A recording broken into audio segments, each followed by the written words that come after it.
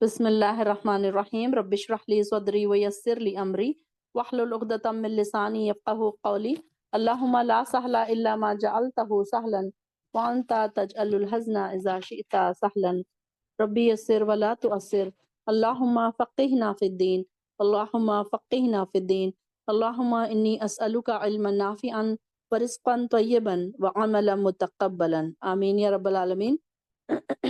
आयत नंबर 91 से देखते हैं। सूरत उन्नीसा, पारा नंबर हमारा 5 चल रहा है। अपने अपने कुरान जरूर खोल के रखें, अपनी अपनी पेंसिल अपने हाथ में जरूर रखें। अगर आप ज्यादा बड़े बड़े पॉइंट्स नहीं भी नोट कर रहे हैं तो अपने कुरान में छोटे छोटे पॉइंट्स वहां पर नोट कर लें, ताकि जब भी आप अगली बार नाजरा पढ़ने बैठें तो आपको याद आ जाए कि हमने इस बारे में क्या पढ़ा था। देखते हैं आयत नंबर 91 से। सतजिदूना, अन करीब तुम पाओगे। सीन जबर सा का क्या मतलब है? Very soon. अन करीब, बहुत जल्द। अन करीब तुम पाओगे। आखरीना, कुछ और लोगों को। युरिदूना, जो चाहते हैं।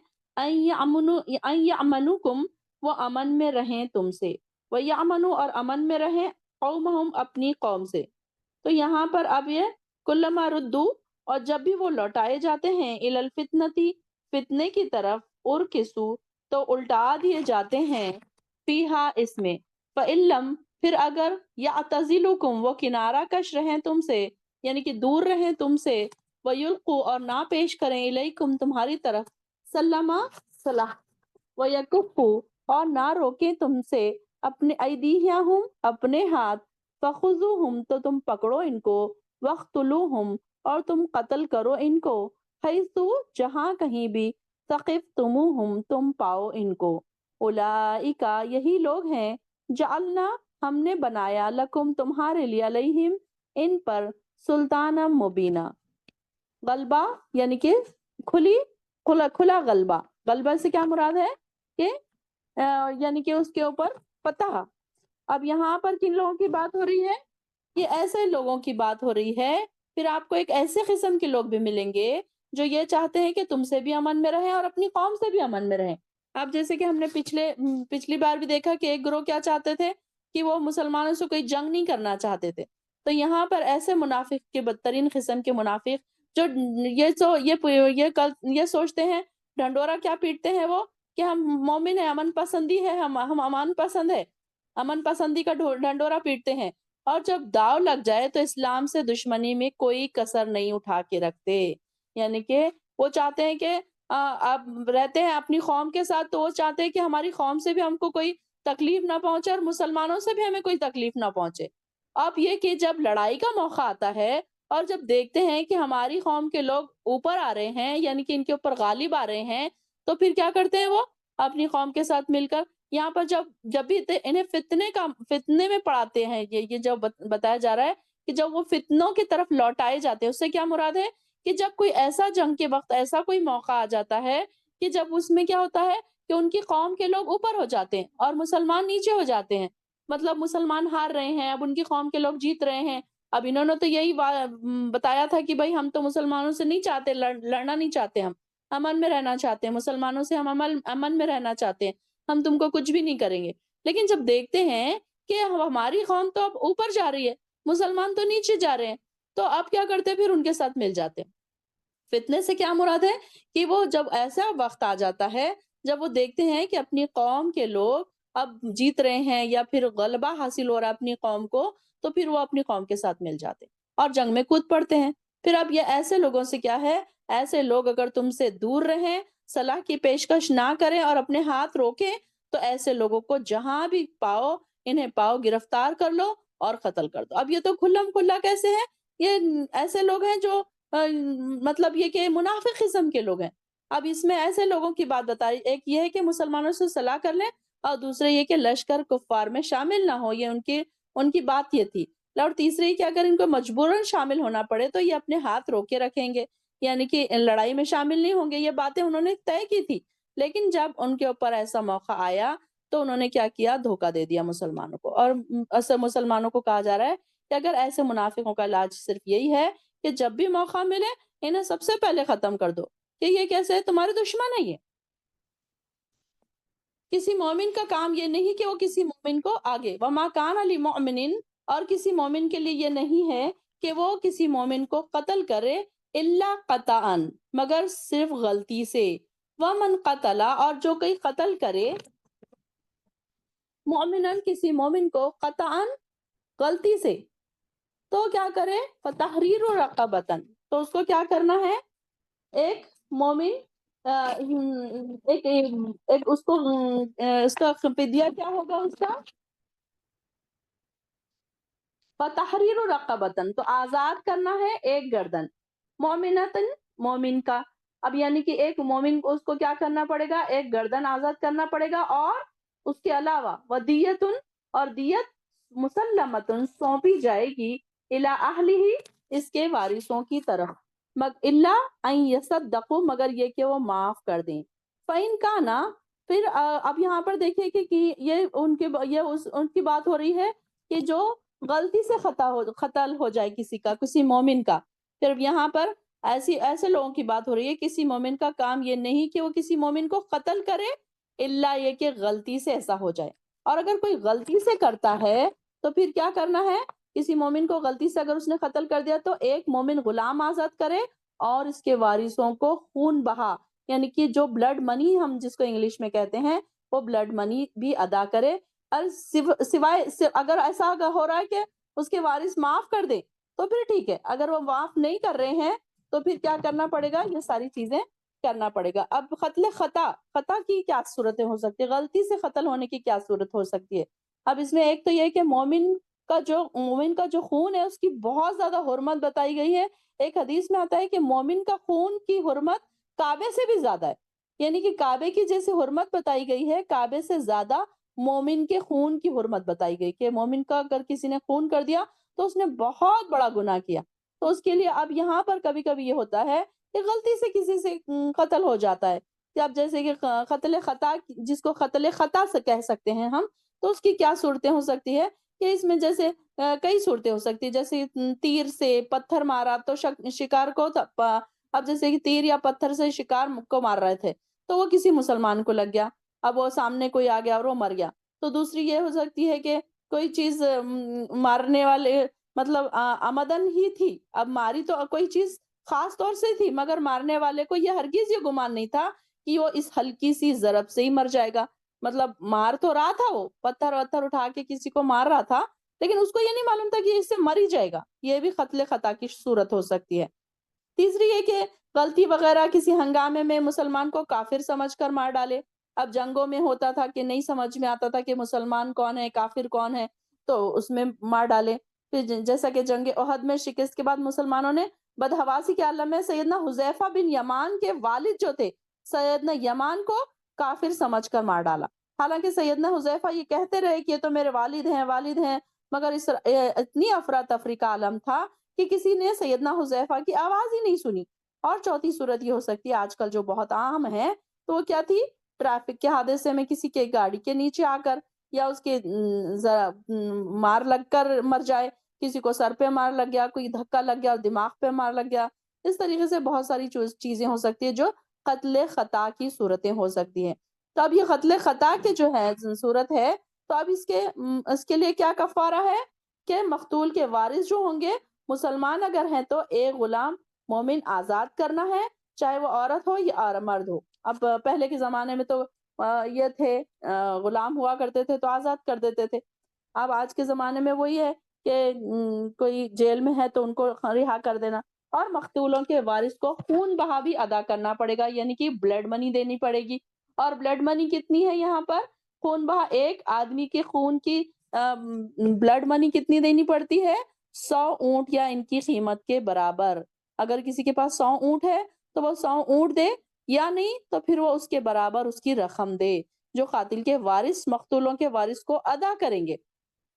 اب جو بھی اس کے وارث رہیں گے، اگر کوئی انسان ہے اس کے ماں باپ ہے یا اس کے بچے ہے تو ان کو ادا کرنا پڑے گا یہ یہاں پر، اور اگر کسی کے پاس وہ غلام میسر نہ آئے، غلام نہیں ہے کسی کے پاس، نہیں کر سکتا وہ اتنا، اس کے پاس غلام مل رہا نہیں یا پھر غلام آزاد کرنے کی اس کے اندر طاقت نہیں ہے، تو پھر وہ کیا کرے، 2 ماہ کے متواتر روزے رکھے۔ متواتر پے در پے روزے رکھنے سے کیا مراد ہے کہ بیچ میں سے ایک بھی مس نہیں ہونا، 2 महीने के जब रोज़े स्टार्ट करेंगे, तो 2 महीने कंटिन्यू रोज़े रखना पड़ेगा। मुतवातर का क्या मतलब है?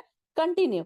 तो उसमें अगर एक कहीं मिस हो गया, तो फिर से वो गिनती कैसी होगी? स्टार्ट से होगी फिर। यानी कि फिर से अब 2 महीने कंटिन्यू करना पड़ेगा उसको। तो बीच में रुकना नहीं पड़ेगा। इस तरीके से ऐसी क़त्ल ख़ता की सूरतें हो सकती हैं कि इसमें कई जगह पे आता है कि कई वाक़यात भी असल में आते हैं। सैयदना हुज़ैफ़ा के वालिद जो थे जंग ओहद में इज्तिमाई सूरत में कई मुसलमानों के हाथों शहीद हुए थे। जिन्हें जिन्हें फिर क्या हुआ? हज़ हज़ सैयदना हुज़ैफ़ा ने माफ़ कर दिया था उनको। क्या अब उन्होंने देखा कि ये तो गलती से हुआ था, तो उन्होंने उनको माफ़ कर दिया और उन्होंने उनसे कफ़ारा के सवाल भी पैदा नहीं हुआ फिर। इस तरीके से क़त्ल ख़ता की मुख्तलिफ़ सूरतें यहाँ पर तौबा का तरीक़ा तो बयान किया गया। ये कि इसका ये कि इसमें यही है कि एक तो खून बहा भी देना पड़ेगा और दूसरे अगर गुलाम आज़ाद कर सकते हैं तो गुलाम आज़ाद करना, अगर गुलाम आज़ाद नहीं कर सकते तो उसके बदले फिर रोज़े रखना, यही उसका कफ़ारा है। और अगर कोई वारिस जो है वो चाहे अगर माफ़ कर दें, तो फिर उसकी फिर कोई दिया उसका वो नहीं रहेगा, फिर कोई कफ़ारा फिर उसका नहीं रहेगा। अब क़त्ल नाहक जो है, अब उसमें कैसा है, एक क़त्ल ख़ता है, एक क़त्ल आमदन है, ख़ास तौर से कत्ल होना, ये भी है।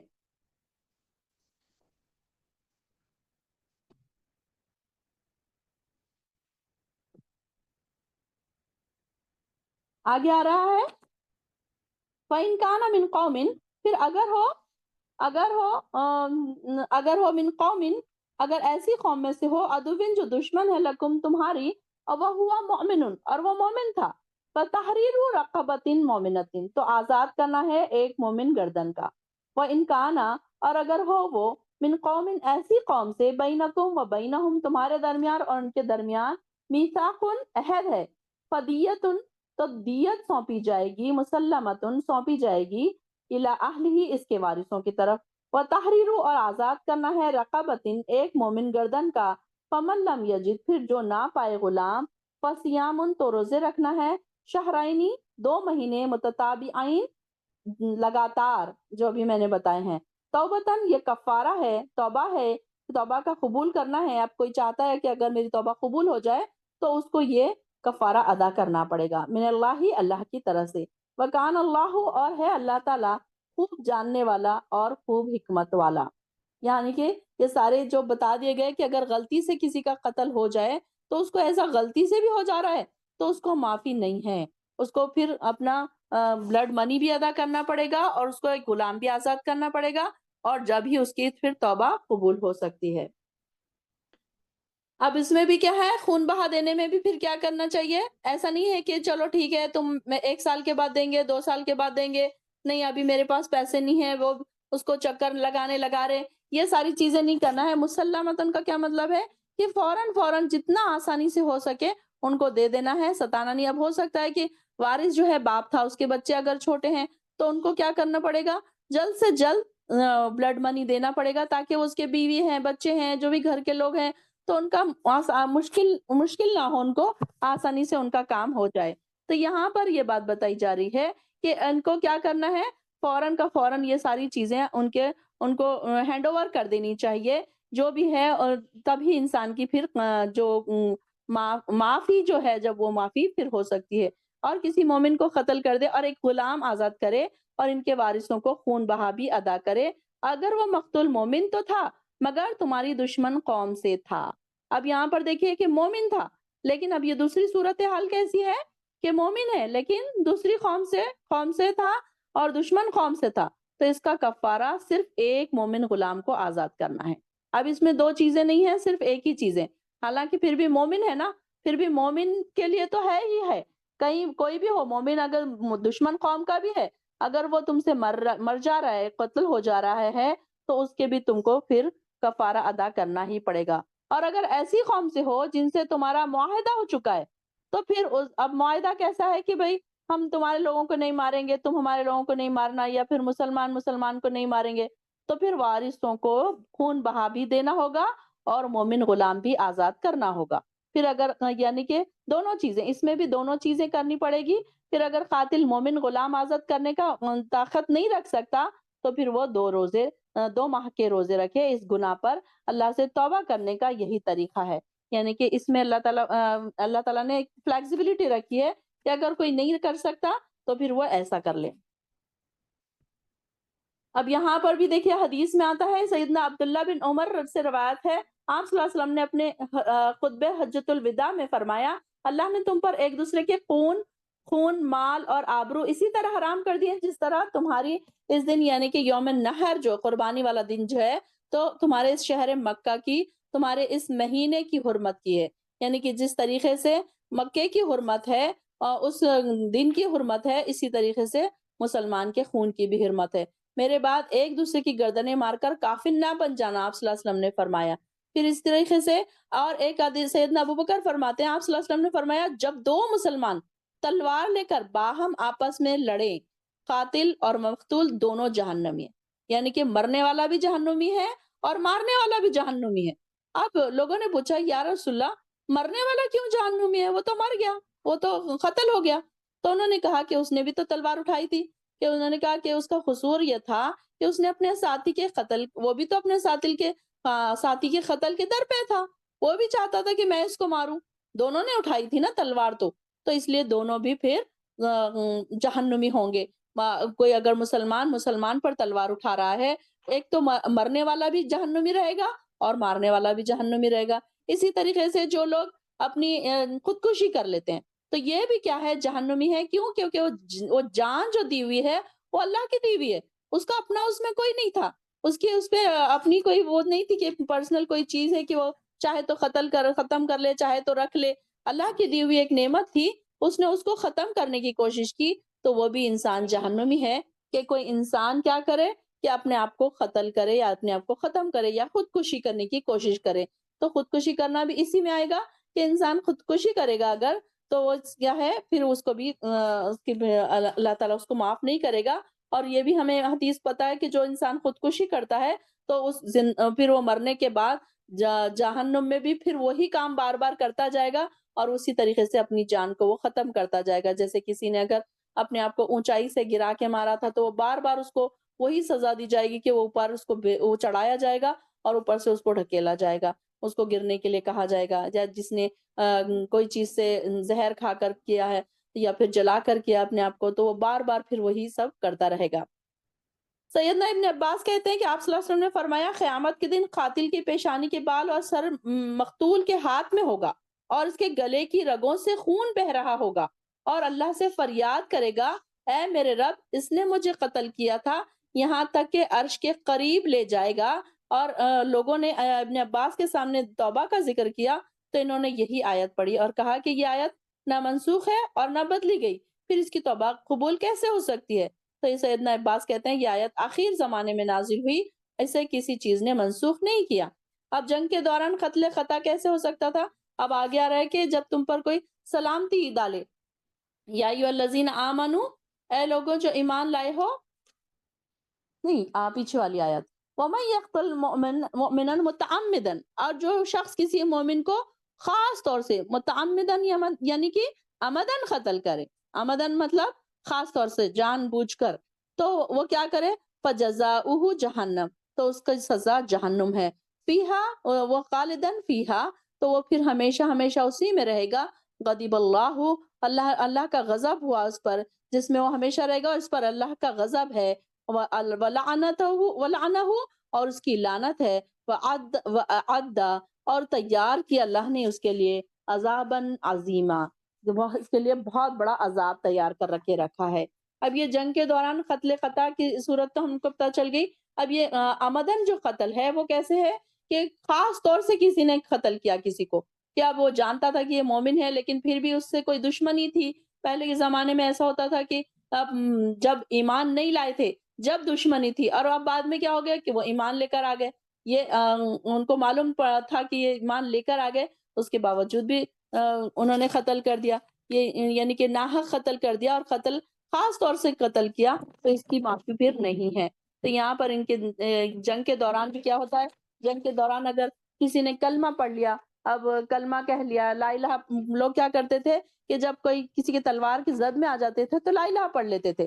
تو ایک دفعہ کا ذکر ہے کہ سیدنا اسامہ بن زید کہتے ہیں کہ نبی صلی اللہ علیہ وسلم نے ہمیں ایک قبیلہ جہنیہ کی طرف بھیجا، اور جہاں پر ہم نے انہیں شکست دے دی، اور ایک انصاری ان کے ایک آدمی سے ملے، جب ہم نے ان پر قابو پا لیا، یعنی کہ ایک آدمی کو ہم مارنے کے لیے گئے تو انہوں نے کیا کیا، اس نے لا الہ پڑھ لیا۔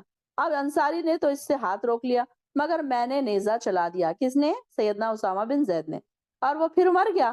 جب ہم واپس آئے، یہ بات نبی صلی اللہ علیہ وسلم کو پہنچی، تو آپ نے فرمایا اسامہ کیا تو نے لا الہ کہنے کے بعد اسے قتل کیا؟ میں نے کہا یا رسول اللہ اس نے پناہ لینے کے لیے کہا تھا۔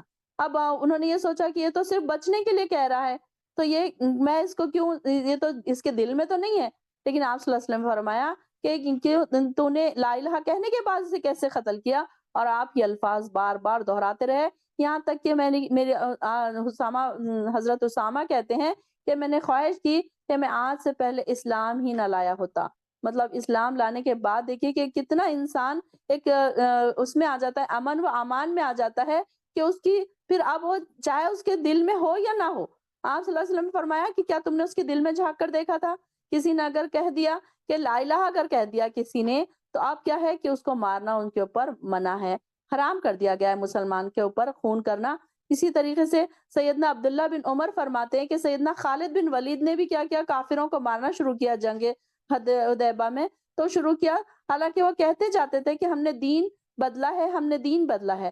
رسول اللہ صلی اللہ علیہ وسلم نے جب یہ سنا تو وہ بہت ناراض ہوئے اور کہا کہ یا اللہ میں خالد کے اس کام سے بیزار ہوں۔ بعض روایات میں آتا ہے کہ آپ صلی اللہ علیہ وسلم رسول اللہ صلی اللہ علیہ وسلم نے بعد میں ایسے مقتولوں کی دیت بھی دی، بیت المال سے خود ادا کی۔ اور بعض دوسری جگہ آتا ہے کہ آپ نے سیدنا اسامہ سے پوچھا کیا تو نے ان کا دل چیر کر دیکھا تھا؟ اپنی جان بچانے کے لیے انہوں نے لا الہ کہا۔ تو اسی طریقے سے بہت ساری جگہوں پہ آتا ہے، اور ایک جگہ ایک یہ بھی قصہ آتا ہے کہ ایک شخص نے کسی کا قتل کر دیا، یعنی کہ اب جنگ میں کیا ہوا کہ ایک ایسے شخص ان کی تلوار کے نیچے آ گئے، ایک صحابی کے، کہ انہوں نے دیکھا کہ یہ پہلے زمانے جاہلیت میں میرے دشمن تھے، اور انہوں نے میرا ان کے ساتھ یہ کیا تھا، یہ کیا تھا۔ اور جب انہوں نے دیکھا ان کو، اب ان کو پتا تھا کہ وہ اسلام لے کر آ گئے ہیں، لیکن اب وہ ان کی جو پرانی جاہلیت کے دور کی جو دشمنی تھی وہ ان کو یاد آ گئی، اور انہوں نے اس کو قتل کر دیا۔ اب جب انہوں نے قتل کر دیا تو لوگ اس رسول صلی اللہ علیہ وسلم کے پاس آئے اور کہنے لگے کہ فلاں شخص نے دیکھیے اس کو قتل کر دیا، جبکہ وہ ایمان لا چکا تھا۔ تو آپ صلی اللہ علیہ وسلم سخت ناراض ہوئے، اور وہ جس سے یہ غلطی ہوئی تھی وہ آیا اس صلی اللہ علیہ وسلم کے پاس، اور وہ بہت رونے لگا، آپ سے معافی مانگنے لگا، لیکن آپ نے اس کو معاف نہیں کیا۔ آپ نے کہا کہ اللہ تعالیٰ تجھے کبھی معاف نہ کرے۔ تو وہ بہت روتا ہوا چلا گیا واپس، کیونکہ وہ اپنی غلطی پہ شرمندہ بھی تھا، لیکن اس نے جان بوجھ کر یہ قتل کیا تھا۔ تو جب پتا چلا کہ تھوڑے دن کے بعد ہی اس کی موت ہوئی، اور جب اس کو خبر میں ڈالا گیا تو خبر نے اس کو واپس پھینک دیا باہر، خبر نے اس کو اگل دیا۔ یعنی کہ کئی ایسا یہ صرف بتانے کے لیے تھا لوگوں کو کہ مسلمان کے خون کی اہمیت کتنی ہے، اس کی ویلیو کتنی ہے، کہ ایک مسلمان کو قتل نہ کیا جائے، کہ کئی ایسے برے لوگ زمین میں دفن ہو جاتے ہیں۔ آپ صلی اللہ علیہ وسلم نے فرمایا کہ کئی ایسے لوگ برے زمین میں دفن ہو جاتے ہیں، زمین ان کو لے لیتی ہے، لیکن اس کو زمین نے واپس اگل دیا۔ خبر اس کو اگل دے رہی تھی بار بار، تو اس کو کیا کیا، پھر لے جا کر ان کی لاش کو ایک پہاڑ پر رکھ کر آ گئے کچھ لوگ۔ تو ایسے بھی ہوا تھا۔ تو مطلب یہ کہ یہ یہاں پر یہ بتایا جا رہا ہے، یہ ان آیتوں سے مطلب یہ بتایا جا رہا ہے کہ کیا ہے کہ مومن کی جو خون کی حرمت بتائی جا رہی ہے، کہ مومن کو کسی حال میں قتل کرنے سے بچنے کے لیے کہا جا رہا ہے۔ جب ان دنوں میں یہ ہوتا تھا کہ بہت زیادہ جنگوں میں سامنے کوئی آ جاتا تھا، پہلے کے زمانے میں وہ کافر تھا، بعد میں مومن ہو گیا، کبھی یہ ہوتا تھا کہ پتہ نہیں چلتا تھا تو قتل خطا ہو جاتا تھا، اور پتہ ہونے کے باوجود کچھ دشمنیاں ایسی تھی تو قتل کر دیتے تھے، تو قتل عمدن ہو جاتا تھا۔ تو یہ تینوں چیزیں پھر اس میں بتائی جا رہی ہے کہ اب ان تینوں صورتوں میں مسلمان کو غلام آزاد کرنا لازم قرار دیا گیا، اور پھر اس لیے کہ جس طرح سے اس نے بے احتیاطی سے ایک مسلمان کو مار ڈالا، تو اس کے کفارے میں مسلمان غلام آزاد کرنے کا مطلب یہ ہوا کہ مسلمان غلام کو آزاد کر دینا گویا ایک مسلمان کو زندہ کر دینا ہے، کیونکہ غلامی انسان کی صفت اور آزادی کو ختم کر دیتی ہے، جیسے اللہ نے انسان کی فطرت میں رکھا ہے، یعنی اس کی زندگی ختم ہو جاتی ہے، تو اس کا کفارہ انسان پر احسان کرنا بھی ہے۔ اور پھر قتل کے 5 قسمیں یہاں پر بتائی گئی ہے، کہ مسلمان کا قتل عمدن، اس کی آخری سزا کو یہاں بتایا گیا ہے، اور دنیا میں اس کی سزا قصاص ہے، اور اس کے برابر دیت اور مقتول کے وارثوں کی طرف سے معافی وغیرہ جس کا ذکر ہم نے سورہ بقرہ میں بھی پڑھ چکے ہیں۔ تو یہ پہلی صورت کیا ہے؟ پہلی صورت تو یہ تھی کہ مسلمان کا قتل عمدن ہوا، خاص طور سے ہوا، عمدن مطلب خاص طور سے۔ اب دوسری کیا صورت ہو سکتی ہے قتل کی؟ قتل خطا، یعنی کہ غلطی سے، جبکہ خطا کیسی سمجھنے میں ہوئی؟ جو جیسے کسی کو کافر سمجھ کر مار ڈالے، جس کا بیان اوپر گزر چکا ہے۔ اور تیسری کیا ہے؟ قتل خطا، جبکہ خطا فعل میں ہو، جیسے گولی یا تیر مارا تو کسی شکار کو تھا مگر وہ لگ گئی کسی مسلمان کو، جس سے اس کی موت واقع ہو گئی، یہ بھی قتل خطا کا ہے۔ اور قتل خطا جبکہ قطعاً واقع ہو گیا، جیسے کوئی آدمی گاڑی کے نیچے آ کر مر گیا، یہ بھی قتل خطا ہے۔ اور قتل شبہ عمدن، یعنی کسی شخص کی ایسی چیز سے موت واقع ہو گئی جس سے عموماً موت واقع نہ ہوتی، جیسے کسی کو مکہ مارا یا چھڑی ماری جس سے وہ مر گیا۔ ان 5 صورتوں میں پہلی صورت کے سوا باقی سب قتل خطا کے لسٹ میں آتے ہیں، اور ان میں قصاص نہیں بلکہ دیت ہوگی جو قاتل کے ان رشتہ داروں پر پڑتی ہے جو ان کے نفع و نقصان میں شریک ہوتے ہیں۔ یعنی کہ اب دیکھیے کہ قتل خطا، اب جو دیت دی جا رہی ہے، مرنے والا تو مر گیا لیکن اس کے وارثوں کو مل رہا۔ اور وارثوں کو کیوں مل رہا؟ کیونکہ اگر اس نے قتل کیا ہے تو اگر وہ مقتول ہے تو اس کو ان کے وارثوں کو پھر ان کا جو ان کے اس کے جو بدلے ہے، اب وہ جو ساری چیزیں کرتا تھا تو اس کے بدلے اس کو کرنا پڑا، اس کے پیسوں سے وہ کریں گے نا وہ ساری۔ اگر اس کی اولاد ہے، اس کی بیوی ہے، اس کے بچے ہیں، جو بھی ہیں، اس کے ماں باپ ہیں، تو اس کے بدلے وہ۔ اور اگر کبھی مرنے والے کو اگر کوئی ایسا ہے کہ مر گیا وہ شخص، اس سے غلطی ہوئی تھی، تو اس کے اوپر جو بھی اس کے اوپر دیت ہوگی تو وہ بھی اس کے گھر والے پھر ادا کریں گے، اس کے وارث اس کے قتل کے جو بھی چیز ہے وہ اس کو ادا کریں گے۔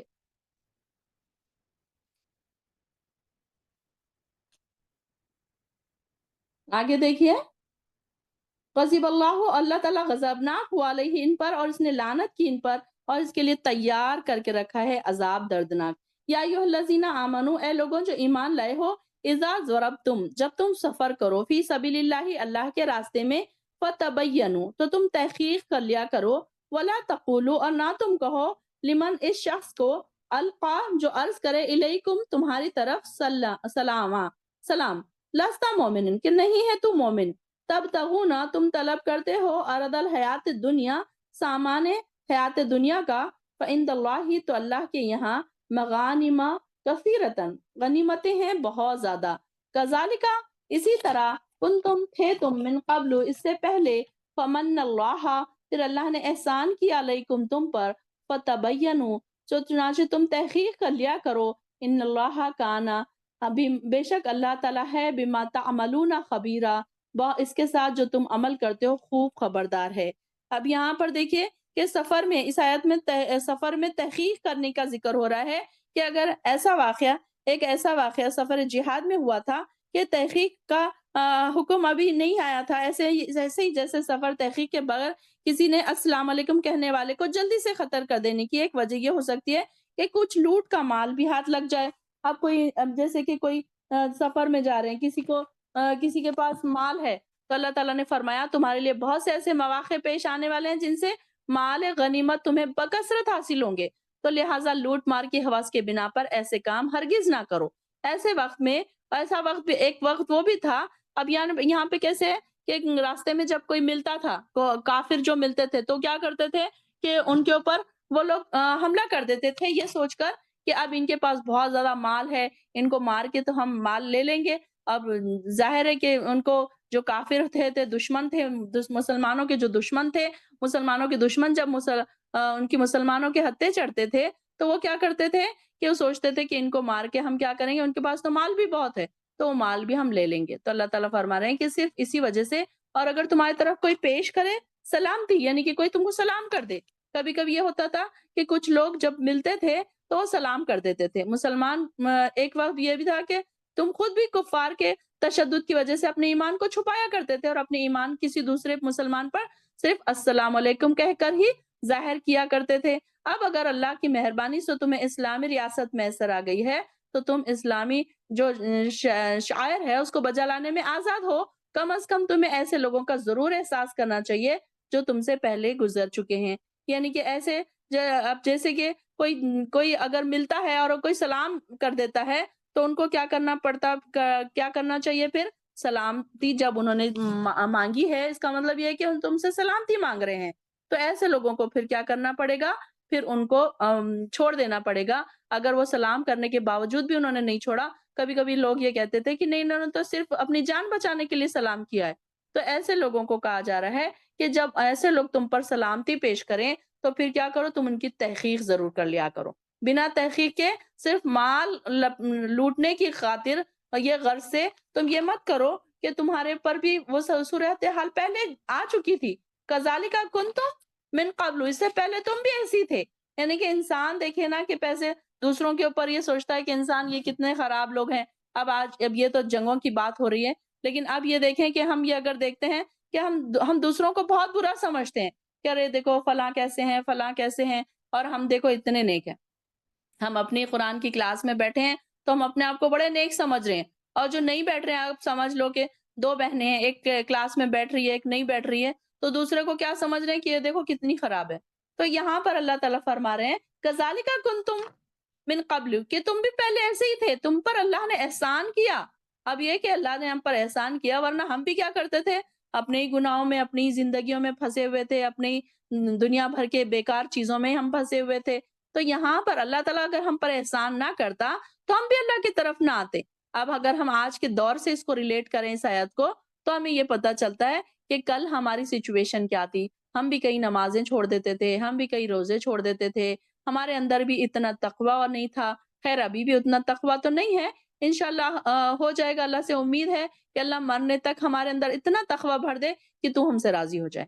تو یہاں پر اللہ تعالیٰ فرما رہے ہیں کہ تم بھی پہلے ایسے ہی تھے، اب تم تھوڑا سے پڑھ لکھ گئے، تم تھوڑا سا دین کی طرف آ گئے، تو کیا کرتے ہیں لوگ؟ دوسروں کو باتیں کرتے ہیں، دوسروں کی تنقیدیں کرتے ہیں کہ فلاں دیکھو، فلاں تو ایسے ہیں، فلاں تو ویسے ہیں، یہ تو نماز نہیں پڑھتے۔ اب اگر ہم نماز پڑھ رہے ہیں تو ہم دوسروں کو کہتے ہیں کہ ارے دیکھو فلاں تو نماز ہی نہیں پڑھتی، ہم تو کتنی نماز پڑھتے ہیں، ہم قرآن کی کلاس میں جاتے ہیں، ہم تو نوٹس لکھتے ہیں، تو فلاں تو نوٹس ہی نہیں لکھتی۔ تو یہاں پر اللہ تعالیٰ فرمایا کہ یہ تو اللہ نے تم پر احسان کیا، تم کیا چیز تھے؟ ہم انسان اپنے آپ کو دیکھے کہ میں کل کیا تھی اور آج میں کیا ہوں۔ تو اب اگر میرے اندر کوئی ایک چھوٹی سی بات اگر ہو گئی ہے تو اس کا مطلب یہ نہیں ہے کہ میں دوسروں کو برائی کرتی پھروں کہ انہوں نے یہ کیا، انہوں نے وہ کیا۔ تو ہم یہاں پر ایسے نہیں کر سکتے۔ اللہ تعالیٰ نے ہم پر احسان کیا، ہم بھی پہلے ویسے ہی تھے، ہم بھی دین سے دور تھے، بہت ساری چیزیں ہمارے اندر بھی غلط تھی۔ تو اللہ تعالیٰ فرما رہے ہیں کہ تم بھی پہلے ایسی تھے۔ یہ ان لوگوں کی بات ہو رہی ہے کہ جو دین میں نہیں آئے تھے۔ یہ جب یہ لوگ دین میں نہیں آئے تھے، کافر تھے، منافق تھے، اب جب انہوں نے اسلام قبول کر لیا تو اللہ تعالیٰ نے ظاہر ان کے اوپر احسان کیا تھا نا کہ انہوں نے اسلام قبول کر لیا۔ تو اب ان سے یہ کہا جا رہا ہے کہ تم بھی ویسے ہی تھے، تم پر اللہ نے احسان کیا تھا، تو تمہارا یہ نہیں ہے طریقہ کار کہ تم دوسروں کو چھوٹا سمجھو یا ان کے دین کو سمجھو چھوٹا، یا پھر ان کے اوپر یقین نہ کرو، کیونکہ اللہ تعالیٰ ان اللہ کان بما تعملون خبیرا، اللہ تعالیٰ ہر چیز کو خوب جاننے والا ہے۔ لا یستوی القاعدون، اور نہیں برابر ہو سکتے، آیت نمبر 95، لا یستوی نہیں برابر ہو سکتے، قائدون وہ جو ہے بیٹھے رہنے والے، من المؤمنین مومنوں میں سے، غیر اولی الضرر نہیں ہے وہ تکلیف والے، یعنی کہ عذر رکھنے والے، والمجاہدون اور جو جہاد کرنے والے ہیں، فی سبیل اللہ اللہ کے راستے میں، باموالہم اپنے مالوں، وانفسہم اور اپنی جانوں کے ساتھ، فضل اللہ تو اللہ نے فضیلت دی ہے مجاہدین جہاد کرنے والوں کو، باموالہم وانفسہم اپنے مالوں اور اپنی جانوں کے ساتھ، علی القاعدین بیٹھے رہنے والوں پر، درجتاً مرتبہ ہے، یعنی کہ ان کا بڑا درجہ ہے، وکلن اور سب سے، وعد اللہ حسنا اللہ نے وعدہ کیا ہے بھلائی کا، بھلائی سے کیا مراد ہے؟ جنت کا، وفضل اللہ اور اللہ نے فضیلت دی ہے مجاہدین مجاہدوں کو، علی القاعدین بیٹھے رہنے والوں پر، اجرن عظیما اجر کے لحاظ سے، یعنی کہ اب یہاں پر ان لوگوں کے بارے میں آ رہا ہے کہ جہاد فرض عین نہیں ہے۔ اس سے یہ معلوم ہو رہا ہے کہ جہاد فرض نہیں ہے۔ اب یہ تو اس وقت کی بات چل رہی ہے نا کہ جہاد، اب جب بلایا جاتا تھا جہاد کو تو کچھ لوگوں کے اوپر جہاد فرض نہیں تھا۔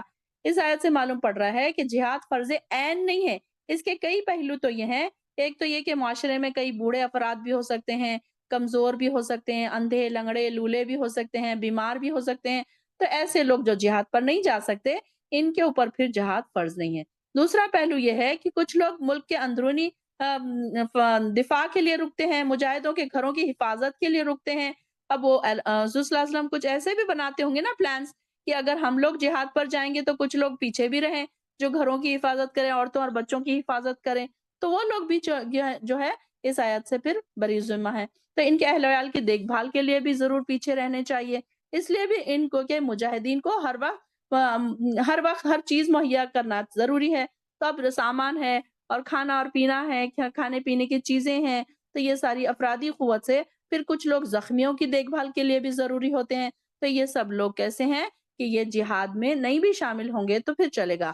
تو جہاد سے معذور لوگن سے سیدنا انس فرماتے رسول اللہ صلی اللہ علیہ وسلم نے جب غزوہ تبوک سے واپس ہوئے اور مدینے کے قریب پہنچے تو فرمایا مدینے میں کچھ ایسے لوگ ہیں کہ جب تم کوئی سفر کرتے ہو یا کوئی وادی طے کرتے ہو تو وہ تمہارے ساتھ ہوتے ہیں۔ صحابہ کرام نے پوچھا وہ کون، باوجود اس کے کہ وہ مدینے میں ہوتے ہیں، یعنی کہ دیکھیے کہ ان کا درجہ کتنا بڑا ہے کہ وہ مدینے میں ہی ہے، لیکن ان کو ثواب کیسا مل رہا ہے کہ وہ جہاد میں سب کے ساتھ گئے، جنگوں میں سب کے ساتھ گئے۔ آپ صلی اللہ علیہ وسلم نے فرمایا ہاں وہ لوگ ہیں جنہیں کسی عذر نے روک لیا، کسی ریزن کی وجہ سے وہ رک گئے، یعنی کہ وہ آنا تو بہت چاہتے تھے، تڑپ تو بہت تھی ان کے دلوں میں، لیکن وہ آ نہیں سکے، یا پھر رسول اللہ صلی اللہ علیہ وسلم نے خود ان کو روک دیا کسی ریزن کی وجہ سے۔ تو ایسے لوگوں کے لیے اجر کیسا ہے کہ وہ ان کے ساتھ ہی گئے۔ مطلب یہ کہ جہاد کے فرض عین ہونے کے پر یہ دلالت بھی کرتی یہ ہے کہ مومنوں کے لیے ممکن ہی نہیں کہ سب کے سب نکل کھڑے ہو جائیں۔ اب یہ ایک آرام، مطلب کچھ لوگوں کو پیچھے بھی رہنا چاہیے، کچھ لوگوں کو زخمیوں کو بھی دیکھنا چاہیے، کہ یہاں پر مجاہدین کے درجے کا بھی ذکر ہو رہا ہے۔ کہ دوسری بات یہ کہ اس آیت میں جو معلوم ہوتی ہے کہ وہ یہ کہ اللہ کی راہ میں جان مال سے جہاد کرنے والوں کے لیے دوسروں کی بنسبت درجات ہیں، بلند درجات ہیں ان کے، اور وہی اجر عظیم کے مستحق بھی ہوں گے، کیونکہ جان اور مال سے انسان کو سب سے زیادہ محبت ہوتی ہے۔ اب دیکھیں نا کہ ہر انسان کو کیا کیا چیزیں پسند ہوتی ہے دنیا میں، جو انسان ہے اگر، تو ہر انسان کو کس چیز سے محبت ہوتی ہے؟ سب سے پہلے اپنی جان سے محبت ہوتی ہے، پھر اپنے مال سے بھی محبت ہوتی ہے، کہ انسان مال نہیں چھوڑنا چاہتا۔ اتنی محنتیں کر کر کے ساری زندگی کھپا کے، اپنے دن اور رات کھپا کھپا کے جو مال کماتا ہے تو انسان وہ اس سے بہت محبت کرتا ہے۔ تو دوسرے یہ وہی اجر کے اب یہاں پر ان کے بارے میں، کیونکہ جان اور مال سے انسان کو بہت زیادہ محبت ہوتی ہے، پھر جس نے اللہ کی راہ میں دونوں چیزوں کی قربانی دے دی تو اس سے بڑھ کر کس کا درجہ ہو سکتا ہے؟ اللہ تعالیٰ نے فرمایا کہ ان کا درجہ بہت زیادہ ہے، اور رسول اللہ صلی اللہ علیہ وسلم سے پوچھا گیا لوگوں میں سب سے افضل کون ہے؟ تو آپ نے فرمایا جو اللہ کی راہ میں اپنی جان اور مال سے جہاد کرے، یعنی کہ آپ صلی اللہ علیہ وسلم فرمایا کہ آپ نے جنت میں 100 درجے ہیں جنہیں اللہ تعالیٰ نے مجاہدین فی سبیل اللہ کے لیے تیار کیا ہے، اور ہر درجے کے درمیان اتنا فاصلہ ہے جتنا زمین اور آسمان کے درمیان ہے، یعنی کہ جہاد فی سبیل اللہ، اللہ کے راستے میں نکلنا۔ اب جہاد کا مطلب جسے میں نے آپ کو پہلے بھی بتایا کہ صرف جنگوں میں جانا نہیں ہے۔ پہلے کے زمانے میں جنگیں ہوتی تھی، وہاں پر لوگ جایا کرتے تھے، اپنے جان اور اپنے مال اپنے ہتھیلیوں پر لے کر جاتے تھے، لیکن آج ہمارے لیے جہاد کیا ہے؟ آج ہمارے لیے جہاد بہت ساری چیزیں ہیں جس کے بارے میں ہم نے ڈسکس کر لیا ہے آلریڈی، ہم کافی بار اس پر ڈسکس کر چکے ہیں، کہ ہم جو نئی بہنوں کے لیے میں تھوڑا سا شارٹلی ڈسکس کروں گی کہ جہاد کیا ہے؟ ہر ممکن کوشش اپنے نفس سے لڑنے کی، اپنے نفس کے خلاف جا کر اللہ کو راضی کرنے کی جو کوشش ہے وہی جہاد ہے۔ اب جیسے کہ ہم یہاں پر بیٹھے ہیں، یہاں پر بیٹھی ہوئی کئی بہنوں میں سے ایسا ہو سکتا ہے کہ کسی کا آج آنا کلاس میں بہت زیادہ مشکل تھا، لیکن انہوں نے بہت تکلیفیں اٹھا کر پھر آج اس کلاس میں آ گئے۔ ہو سکتا ہے کہ بیمار تھے، ہو سکتا ہے کہ کوئی ایسی جگہ بہت زیادہ جانا ضروری تھا، اس کو ڈیلے کیا، یا گھر کا کوئی کام ایسا ضروری آ گیا تھا، اس کو ڈیلے کیا، تو یہ بھی ایک جہاد کیا انہوں نے، یعنی کہ اپنے نفس سے لڑانا، لڑائی کرنا، یعنی کہ جہاد کا کیا مطلب ہے؟ جدوجہد کرنا، کوشش کرنا، لڑائی کرنا۔ ہم کیا کرتے ہیں؟ نفس سے جہاد کرتے ہیں، کیونکہ نفس تو ہم کو بہکاتا ہے، شیطان کیا کرتا ہے؟ نفس کو بہکاتا رہتا ہے کہ اللہ کی طرف من نہ جاؤ، اور پھر اگر انسان جاتا ہے اس کی طرف تو اس کو اپنے نفس سے لڑائی کر کے جاتا ہے، وہ بحث کرتا ہے، مطلب لڑنا پڑتا ہے، اس کو اپنے نفس کے قابو پانا پڑتا ہے، تب کہیں وہ اللہ کی طرف جا سکتا ہے۔ تو بہت ساری جگہوں پر ایسی جگہیں ہیں جہاں پر ہمارا نفس چاہتا ہے خوشی خوشی جانا، پھر ہم نہیں وہاں پر جاتے، اپنے آپ کو روک لیتے ہیں، تو یہ بھی جہاد ہے۔ ایک عورت کا گھر میں کام کاج کرنا، پکانا، برتن دھونا، صاف صفائی کرنا، یہ بھی جہاد ہے۔ اللہ تعالیٰ نے اس کو بھی جہاد کا ثواب دیا ہے۔ اب یہ ہے کہ بہنیں بہت ساری بہنیں تنگ پڑتی ہیں کام کرتے-کرتے، لیکن یہاں پر اب جب یہ حدیث سننے ہمیں ملتی ہے تو ہمیں ایسا لگتا ہے، ہمیں خوشی محسوس ہوتی ہے جب ہم کچن میں کام کر رہے ہوتے ہیں، تو ہمیں ایسا لگتا ہے کہ چلو ہمیں جہاد کا ثواب تو مل رہا ہے، ہم گھر کے کام کاج کر رہے ہیں، ورنہ یہ ہوتا ہے کہ انسان اگر قرآن سے جڑا ہوا نہ ہو تو ہر کام میں تنگ پڑے کہ ارے یہ بھی مجھے کرنا پڑ رہا ہے، ارے مجھے وہ بھی کرنا پڑ رہا ہے، ہر جگہ مجھے ہی کرنا پڑتا ہے، اس طریقے سے بھی انسان پریشان ہوتا ہے کہ یہاں پر یہ بتا دیا گیا ہے کہ کیسے برابر نہیں ہو سکتے بیٹھے رہنے والے اور جہاد میں شامل ہونے والے۔ اب یہاں پر بھی ہم دیکھ سکتے ہیں کہ بیٹھے رہنے والے جو لوگ ہیں کہ انجوائے کر رہے ہیں، اب کئی لوگ ایسے ہیں کہ جن کو یہ ساری چیزیں پہنچی ہیں، یہ لنک بھی دیکھ رہے ہیں پھر بھی انجان بن رہے ہیں، اب اپنے انجوائمنٹ میں لگے ہیں، کوئی مووی دیکھ رہا ہے، کوئی گانے دیکھ رہا ہے، کوئی موبائل میں کچھ کر رہا ہے، تو وہ ساری چیزیں انسان کی اپنی اپنی جگہ پر ہے۔ تو اس میں کیا ہے، ہر ایک کا حصہ الگ الگ ہے کہ انسان کیا کر رہا ہے، اپنے اللہ کے لیے کیا کر رہا ہے، اپنے لیے کیا کر رہا ہے، کس کے لیے کتنی وہ کوشش کر رہا ہے، کتنی جدوجہد کر رہا ہے، اللہ تعالیٰ کو پتا ہے۔ اور بیٹھے رہنے والوں کا پھر درجہ نہیں ہے، پھر جس نے محنت کی اس کے الگ درجے ہیں، اور درجوں میں بھی اللہ تعالیٰ نے فرمایا کہ ان کے یہاں اللہ کے درجے ہیں اور 100 درجے ہیں ان کے، کہ ہر انسان کو اس کی محنت کے حساب سے اس کا درجہ ملے گا۔ تو اللہ تعالیٰ اس میں یہ بتاتے ہیں کہ اس کے لیے مغفرت بھی ہے، رحمت بھی ہے، اور اللہ تعالیٰ بہت بخشنے والا اور رحم کرنے والا ہے۔ اور کل وعد اللہ حسنا، تو اللہ تعالیٰ نے پھر کیا کیا، ان کے لیے بہتری کا وعدہ کیا ہے۔ بہتری سے کیا مراد ہے، جنت کا وعدہ ہے ان کے لیے، اور ان کے لیے فضل ہے، اللہ کا فضل ہے، رحمت ہے، مغفرت ہے، یعنی کہ ان کے لیے صرف انعام ہی انعام ہے، ان کے لیے کوئی ایسی چیز نہیں ہے کہ جو ان کے لیے کوئی نگیٹو کوئی چیز نہیں ہے، بلکہ ان کے لیے انعام اور اکرام ہے۔ جو محنتیں کرتے ہیں اللہ تعالیٰ کے لیے، اپنے آپ کو پروو کرتے ہیں، جو اللہ تعالیٰ کے پاس اپنے نام لکھاتے ہیں، اللہ کی لسٹ میں جن کے نام لکھے جا چکے ہیں، تو ان کے لیے اللہ تعالیٰ فرما رہے ہیں کہ ان کے لیے اللہ تعالیٰ نے بہت زیادہ پھر درجات بڑے بڑے درجات ان کے لیے لکھے، تیار کر کے رکھے گئے ہیں درجات، اور اللہ تعالیٰ ان کے اوپر بڑا مہربان ہوتا ہے، اور ان کو پھر بیٹھے رہنے والوں کو یہ ساری چیزیں نہیں، بلکہ مجاہدین کو یہ ساری چیزیں ملتی ہیں، بیٹھے رہنے والوں پر ان کا ایک الگ درجہ ہے۔